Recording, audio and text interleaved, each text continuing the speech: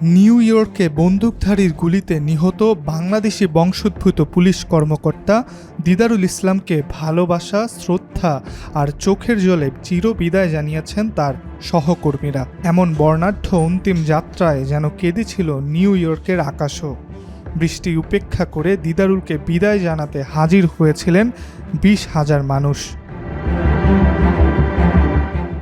স্থানীয় সময় বৃহস্পতিবার অনুষ্ঠিত এই জানাজায় অংশ নেন হাজারো মানুষ। অনাড়ম্বর নয়, বরং চোখের জলে, গর্বে আর রাষ্ট্রীয় মর্যাদায় মোড়ানো এই অন্তিম যাত্রা যেন যুক্তরাষ্ট্রের ইতিহাসে অনন্য এক অধ্যায়। 36 বছর বয়সী পুলিশ কর্মকর্তা দিদারুল ইসলাম গত সোমবার নিউ ইয়র্কের ম্যানহাটনের পার্ক এভিনিউতে কর্তব্যরত অবস্থায় গুলিবিদ্ধ হয়ে প্রাণ হারান। হামলাকারী 27 বছরের শেন ডেভন তামুরা পরে আত্মহত্যা করে। এই হৃদয় বিদারক ঘটনার রেশ ছড়িয়ে পড়ে নিউ ইয়র্ক জুড়ে। বৃহস্পতিবার দিনটি যুক্তরাষ্ট্র প্রবাসী বাংলাদেশিদের জন্য যেমন ছিল শোকের, তেমনি গর্বেরও।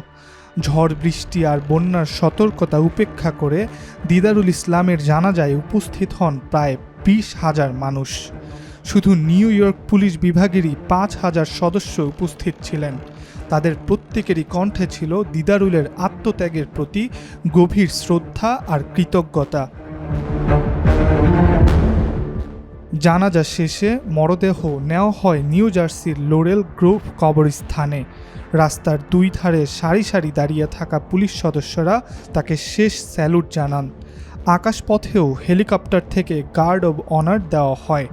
এ সময় উপস্থিত ছিলেন নিউ ইয়র্কের governor, city mayor, police commissioner, আইন প্রণেতারা এবং আসন্ন নির্বাচনের প্রার্থীরা।